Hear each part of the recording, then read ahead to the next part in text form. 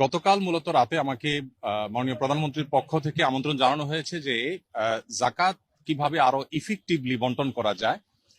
বাংলাদেশে জাকাত কালেকশনের যে অপার সম্ভাবনা আছে সেই সম্ভাবনাটাকে ব্যবহার করে দারিদ্র্য বিমোচনে জাকাতকে প্রত্যক্ষভাবে কিভাবে এঙ্গেজ করা যায় এবং আরো সফলভাবে জাকাত ব্যবস্থাপনা করা যায় সে বিষয়ে পরামর্শ এবং মতবিনিময়ের জন্য তিনি আমাকে ডেকেছেন এবং একান্ত মিটিংয়ের জন্য আহ্বান করেছেন। তো আমরা যেহেতু আপনারা জানেন আসুন্না ফাউন্ডেশনের মাধ্যমে আমরা জাকাত নিয়ে কাজ করে থাকি বিগত 6-7 বছর যাবত, এবং শুধু গত এক বছরের হিসেব অনুযায়ী আমাদের মাত্র 13 কোটি টাকা খরচ করে আমরা 2100 বেকার তরুণ তরুণীকে আমরা পৃথকভাবে স্কিল ডেভেলপমেন্ট প্রশিক্ষণ দিয়ে তাদেরকে আমরা কর্মসংস্থানের ব্যবস্থা করে দিয়েছি।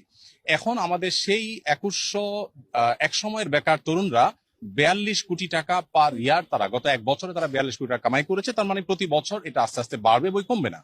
তো এই যে জাকাতের অর্থে স্কিল ডেভেলপ করে বা স্বাবলম্বী করে স্থায়ী দারিদ্র্য বিমোচনের পথে নিয়ে যাওয়ার ক্ষেত্রে আমাদের আসুন্না ফাউন্ডেশনের কিছু অভিজ্ঞতার জায়গা আছে।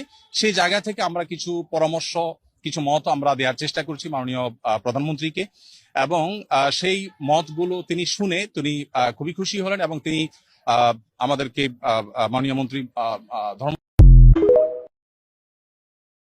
গতকাল মূলত রাতে আমাকে মাননীয় প্রধানমন্ত্রীর পক্ষ থেকে আমন্ত্রণ জানানো হয়েছে যে জাকাত কিভাবে আরো ইফেক্টিভলি বন্টন করা যায়।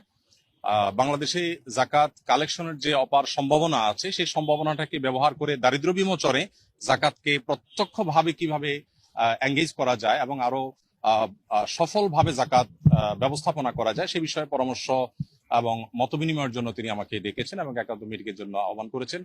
তো আমরা যেহেতু আপনারা জানেন আসুন্না ফাউন্ডেশনের মাধ্যমে আমরা জাকাত নিয়ে কাজ করে থাকি বিগত 6-7 বছর যাবত, এবং শুধু গত এক বছরের হিসেব অনুযায়ী আমাদের মাত্র 13 কোটি টাকা খরচ করে আমরা 2100 বেকার তরুণ তরুণীকে আমরা পৃথকভাবে স্কিল ডেভেলপমেন্ট প্রশিক্ষণ দিয়ে তাদেরকে আমরা কর্মসংস্থানের ব্যবস্থা করে দিয়েছি।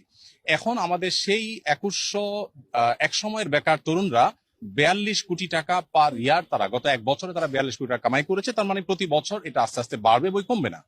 তো এই যে জাকাতের অর্থে স্কিল ডেভেলপ করে বা স্বাবলম্বী করে স্থায়ী দারিদ্র্য বিমোচনের পথে নিয়ে যাওয়ার ক্ষেত্রে আমাদের আসুন্না ফাউন্ডেশনের কিছু অভিজ্ঞতার জায়গা আছে।